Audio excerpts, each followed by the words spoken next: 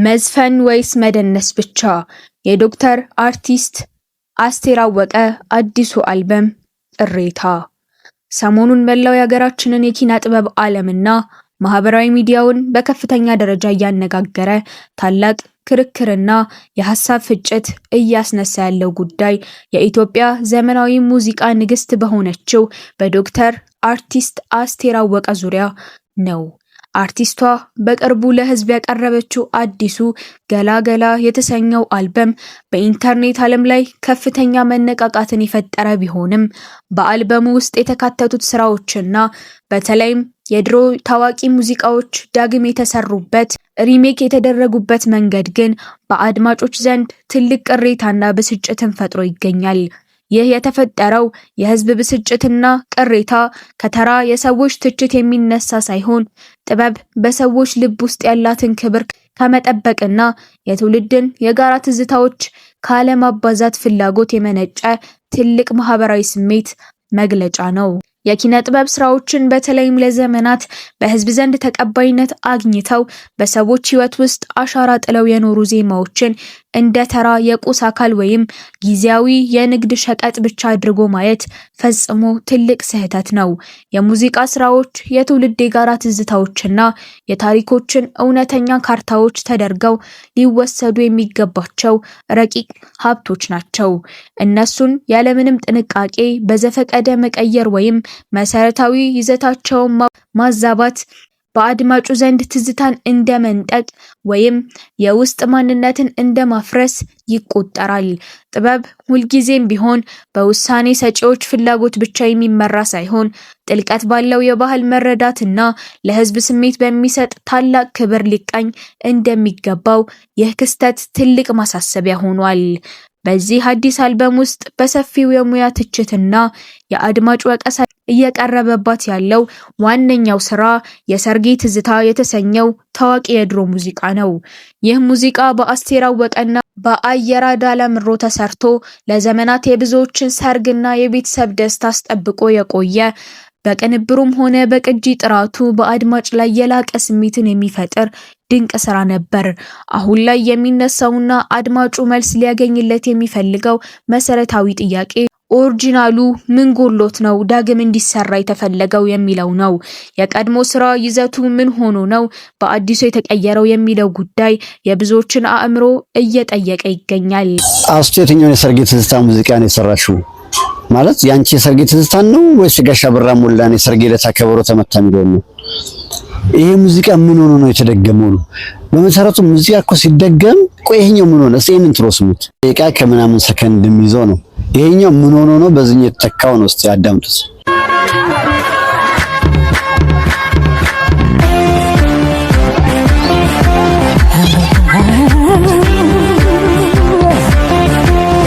ሙዚቃ እኮ ሲደገም በትንሹ 4 ክራይቴሪያ ማሟላት አለበት። የመጀመሪያው ክራይቴሪያ ምንድነው? ይሄ ሙዚቃ ሪከርዲንግ ችግር አለበት፣ ሃሽ ይበዛዋል፣ ለመስማት ትንሽ ዲስኮምፎርት ያደርጋል ብሎ ከታሰበ ሙዚቀኛው አንድ እሱን ይሰራል።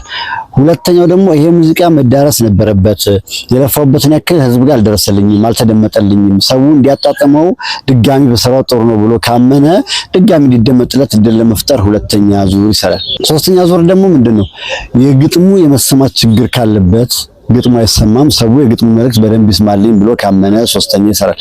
አራተኛ ደግሞ የአክሰሲቢሊቲ ችግር፣ ይሄ ሙዚቃ አልተዳረሰልኝም፣ ዩቲዩብ ላይም ሰው ያገኘው አይደለም፣ በካሴትም ብዙ አልነበረም ብሎ ካመነ በአራቱ ምክንያቶች ሊሰራ ይችላል። ሲሰራ ግን ምን ማለት አለበት? የዜማው ቅርጽ፣ የግጥሙ ቅርጽ መጠበቅ አለበት፣ ናሬሽኑ መጠበቅ አለበት። አሁን የሰርጌ ትዝታ ወርድ ፔንቲንግ አለ። ወርድ ፔንቲንግ ማለት የሙዚቃውን የግጥም ሐሳብ ኢንትሮ ላይ በደንብ አድርጎ በሙዚቃው ገልጾታል። ውካታው፣ ጫጫታው፣ መሳሪያው ሁሉ ነገር ገልጾታል። ይሄ ምን ሆኖ ተመረጠ ነው? እኔ የራሴን ግምት ላስቀምጥ። እነዚህ 10 ሙዚቃዎች ምንም አልሆኑ ድጋሚ ለመስራት የሚያስችል ምንም ችግር የለባቸው። አንደኛ አማካሪ የለም ወይ ነው ያልኩት። ሁለተኛ አቀናባሪስ ይሄን ሙዚቃ እንዴት ነው አንደርስታንድ ያደረከው? አውዱን እንዴት አንደርስታንድ አድርገው ነው በዚህ ልክ የተሰራው ነው። ሶስተኛው የዚህ የተመረጠበት ቢማሰበው 10ሩንም ዜማ ጻፈች የደረሰችው አስቱ ናት። 7ቱን ግጥም የጻፈች አስቱ ናት። 2 ግጥም ያየራዳለው፣ 1 ግጥም ይልምሻለሁ። በቃ በተረፈ 10ም የሷ ነው በሚባልበት ደረጃ። ስለዚህ ከገጣሚያን ጋር ከደራሲያን ጋር ያለውን ውጣ ውረድ ለመቀነስ ዝም ብሎ ፒክ አድርገው ሰሩት። የኛንም ትዝታ ቀሙት ማለት ነው። አራተኛ ስትሰሩ ሙዚቃ እንዴት የራሳችን ሙዚቃ ጣዕም ይጠፋቸዋል? ይሄ እኮ የአስቱ የራስሽ ሙዚቃ ጣዕም ይጠፋሽ። ገላገላ በዚህ ቴምፖ አይሰራም። ገላገላ የማያስፈልግ ቅላጻ አይገባበትም። እንዴ ቢያንስ በነበረበት ቅርጽ መስራት ይችላል እኮ። እንዴት ህዝብ የወደደው ፓርት የሚጠፋችሁ? ጨረቃ እንደዚህ አይሰራም። ሌሎችም ሙዚቀኞች አሁን ምሰራላችሁ። ሌላ ደግሞ እንደዚህ ሙዚቃ ሲሰራ ምን ችግር አለ? አስቱ ዝነኛ ናት፣ ጉድዊል የሚባል ነገር አላት።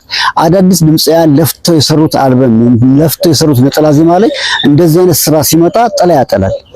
በምን ምክንያት? በጥራቱ ሳይሆን ጉድዊል በሚባለው በመልካም ዝና በመልካም ስም ጥላ ያጠላል። ያ ደግሞ አዳዲስ ድምጽያትን ተስፋ ያስቆርጣል። ስለዚህ እንደው እባካችሁ ሙዚቃ መድገም ምን የሚሉት ልምድ ነው? የሰው ትዝታ መቀማት ምን የሚሉት ልምድ ነው? እንዴ እኮ ትክክል አይደለም፣ በጣም ትክክል አይደለም። እና እባካችሁ እንደው ሌሎች ድምጽያንም አስቡበት፣ በትክክል ዲቴል አስደምጡ። ሰውን ምን አለ ብታማክሩ። ታች ነገር መስራት ያስፈልጋል። በጣም ያሳዝናል። በሙዚቃ ሳይንስና ዓለም አቀፍ ልምድ መሰረት አንድ ቀድሞ የተሰራን ሙዚቃ ድጋሜ ለመስራት በትንሹ 4 መሰረታዊ መስፈርቶች ወይም ክሪቴሪያ ማሟላት አለባቸው። የመጀመሪያው የቀድሞ ሙዚቃ የሪከርዲንግ ችግር ካለበትና ለመስማት ዲስኮምፈርት ወይም የማይመች ከሆነ ጥራቱን ለማሻሻል ይሰራል። ሁለተኛው ደግሞ ሙዚቃው በነበረበት ዘመን በሚገባ ሳይዳረስ ቀርቶ ህዝብ ጋር ካልደረሰ ድጋሜ እንዲደመጥ እድል ለመፍጠር ይሰራል። ሶስተኛው የግጥሙ የመሰማት ችግር ካለበት መልእክቱ በደንብ እንዲሰማ ተደርጎ ይስተካከላል። አራተኛው ደግሞ በቴክኖሎጂ ተደራሽነት ማጣት ዩቲዩብም ሆነ በሌሎች ዘመናዊ መንገዶች በቀላሉ የማይገኝ ከሆነ ነው። ሆኖም የአስቴር ቀድሞ ስራዎች እነዚህን 4ቱንም ችግሮች የሌሉባቸው ንጹህ ስራዎች ነበሩ። አንድ ሙዚቃ በእነዚህ ምክንያቶች ዳግም በሚሰራበት ጊዜ እንኳን የዜማው ቅርጽ፣ የግጥሙ ይዘትና የዋናው የትረካ መስመር በሚገባ መጠበቅ አለበት። ኦሪጂናሉ የሰርጌ ትዝታ ሙዚቃ ወርድ ፔይንቲንግ የነበረው ስራ ነው። ይህም ማለት የሙዚቃውና የግጥሙን ሐሳብ ገና ኢንትሮ ላይ በጫጫታው በሰርግ መሳሪያው እና በዜማው ፍሰት በሚገባ ስዕላዊ በሆነ መንገድ ይገልጸው ነበር። በአዲሱ ስራ ላይ ግን ይህ የሰርግ ኮንሴፕት ሙሉ በሙሉ ተቀይሮ ወደ መደነሻና መጨፈሪያ ቴምፖ እንዲቀየር መደረጉ የዘፈኑን ጥልቅ ስሜት አጥፍቶታል። ለዚህ ስራ ጥራት መጓደል እና ይዘት መበላሸት ዋነኛው ምክንያት በአርቲስቷ ዙሪያ ያሉ ባለሙያዎች ክፍተት ነው። በአልበሙ ስራ ላይ ተገቢው ሙያዊ አማካሪና አቀናባሪ የለም ወይ የሚል ጥያቄ ያስነሳል። የሙዚቃው አውድ ወይም ኮንቴክስት ሳይረዱ ዝም ብሎ ሙዚቃውን ፒክ አድርጎ መስራት የድሮን ትዝታ ማቃለል ይሆናል። በአልበሙ ውስጥ ካሉት 10 ሙዚቃዎች መካከል አብዛኛውን ዜማና ግጥም አርቲስቷ ራሷ የሰራችው መሆኑ ከሌሎች ታዋቂ ገጣሚና ደራሲያን ጋር ያለውን የሐሳብ ውጣ ውረድ ለመቀነስ የተደረገ ቀላል መንገድ ይመስላል። ይህ ደግሞ በስራው ላይ የተለየ ሙያዊ ቀለም እንዳይኖር አድርጎታል። የሰርጌ ትዝታ የሚለው ጽንሰ ሐሳብ ራሱ እንደ ስሙ ትዝታ ነው። ዘፈኑ የሚገልጸው ሰርጉ ካለፈና ጊዜያት ከተቆጠሩ በኋላ ካራክተሯ ቁጭ ብላ ያለፈውን ሰርጓን በስሜትና በናፍቆት የምታስታውስበትን የሴትነት ስሜት ነው። ይህ ስራ ተቀምጦ የሚሰማ የሰውን ስሜትና ኢሞሽን የሚያነሳሳ ረቂቅ ስራ እንጂ ተነስተው የሚጨፍሩበት የፈጣን ምት ሙዚቃ አይደለም። የሰርግ መደነሻ ሙዚቃ መስራት ከተፈለገ እንደ ድሮ የሰርግ ዕለት ከበሮ ተመታ አይነት አዲስ ፈጣን ስራ መስራት ይሻል ነበር እንጂ ይሄኛውን የትዝታ ስራ መንካቱ አድማጭን ክፉኛ አስከፍቷል። በሙዚቃ ኢንዱስትሪ ውስጥ ትልልቅና አንጋፋ ስሞች ያላቸው አርቲስቶች አዳዲስ አልበሞችን ያለምንም ጥያቄ ይዘው ሲመጡ ሌላው የሚጎዳው ነገር ጉድዊል ወይም የመልካም ስም ተጽዕኖ ነው። አዳዲስ ድምፃውያን ሌት ተቀን ለፍተው የሰሩትን አልበም ወይም ነጠላ ዜማ ይዘው በሚመጡበት ወቅት እነዚህ ሁሉ ጥራታቸውን ያልጠበቁ ግን ትልቅ ስም ያላቸው ስራዎች ገበያውን ሲቆጣጠሩት አዳዲሶቹ ስራዎች ጥላ ያጠሉባቸዋል። በጥራቱ ሳይሆን በታዋቂነቱ ብቻ ገበያውን ስለሚመራው አዳዲስ አቅም ያላቸው ሙዚቀኞች ተስፋ እንዲቆርጡ ያደርጋል። አንድ የኪነ ጥበብ ስራ አንዴ ለህዝብ ከቀረበ በኋላ የህዝብ የጋራ ቅርስ ይሆናል እንጂ የአርቲስቱ የግል ንብረት ሆኖ አይቀጥልም። ስራው በህዝብ ልብ ውስጥ ቦታ ካገኘ በኋላ ያ ህዝብ በስራው እንዴት እየተያዘ እንደሆነ፣ ለምን እንደተቀየረ ወይም ለምን ዓላማ እየዋለ እንደሆነ የመጠየቅና የመተቸት ሙሉ መብት አለው። ስለዚህ በዚህ ስራ ዙሪያ የተሳተፉ አቀናባሪዎችና ውሳኔ ሰጪዎች ህዝብ ለምን ተበሳጨ ብለው ከመንቀፍ ይልቅ የቀረበውን ሙያዊ ትችት እንደ ታላቅ የኪነ ጥበብ ትምህርት ሊወስዱትና ሊማሩበት ይገባል።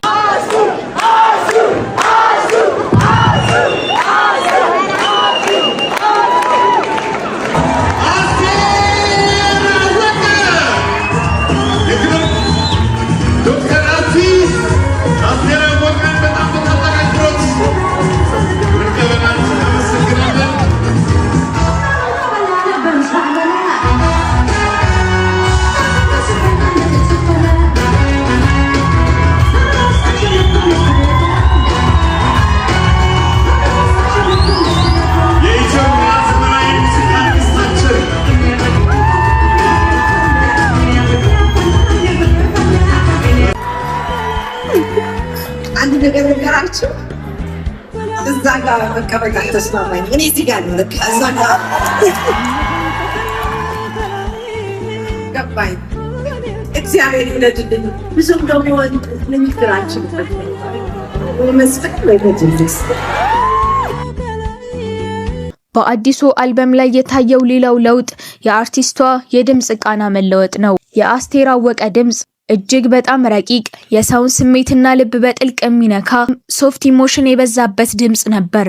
አሁን ግን ከጊዜና ከእድሜ መግፋት ጋር ተያይዞ ድምጿ ይበልጥ ጠንከር ያለና ስትሮንግ ወደ መሆን አጋድሏል። ይህ ተፈጥሯዊ ለውጥ እንደተጠበቀ ሆኖ ሙዚቃዎችን ዳግም በሚቀናበሩበት ወቅት ይህንን የአሁኑን ድምጽ ቃና ያገናዘበበት የድሮውን ለስላሳ ስሜት በማይጎዳ መልኩ በጥንቃቄ መስራት ሲገባ ያ ባለመደረጉ አዲሱ አልበም የአድማጭን ስሜት ሊረብሽ ችሏል። አንድ ሙዚቃ በድጋሚ ሲሰራ አዲስ የፈጠራ ጥበብን የመጨመር ወይም የኪነ ጥበብ ደረጃን የማሻሻል የላቀ ዓላማ ሊኖረው ይገባል። ሆኖም አድማጩ በዚህ ዳግም በተሰራው ስራ ላይ የተሰማውን ስሜት ከመጀመሪያው ስራ የነበረውን ውበትና ጥልቀት በአብዛኛው ይህ ማግኘት ባለመቻሉ የመጣ ነው። ስራው የላቀ የኪነ ጥበብ ፈጠራን ይዞ ከመቅረብ ይልቅ በሌሎች ውሳኔ ሰጪዎች የተገደደ ወይም የንግድ ዓላማን ብቻ የተጫነ ይመስላል። ጥበብ ከንግድ ትርፍ ባለፈ የህዝብ ስነ ልቦና የምትገነባ በመሆኗ እንዲህ ያሉ ስራዎች ሲሰሩ የንግድ ጫናውን ሊቀንስ ይገባል። የአስቴር አወቀ ድምጽና ስራዎች ዛሬም ድረስ በሀገራችን የሙዚቃ ታሪክ ውስጥ የብዙዎችን ፍቅር፣ የትዝታ፣ የአክብሮት መግለጫ ሆነው ይኖራሉ። ሆኖም አዲሱ የገላገላ አልበም ይዞት የመጣው ለውጥ ግን ከቀደመው ውበት ጋር ሊወዳደር ባለመቻሉ በአድማጮች ዘንድ ትልቅ የቁጭት መነጋገሪያ ሆኖ ቀጥላል። ለመሆኑ እናንተ አዲሱን የአስቴር አወቀ አልበም ሰምታችሁታል? በተለይ በገላገላና በሰርጌ ትዝታ ዳግም ስራ ላይ የእናንተ የግል አስተያየት ምንድነው?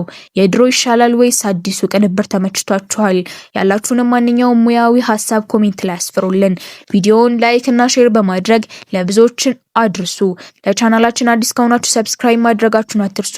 ስላዳመጣችሁን አመሰግናለሁ።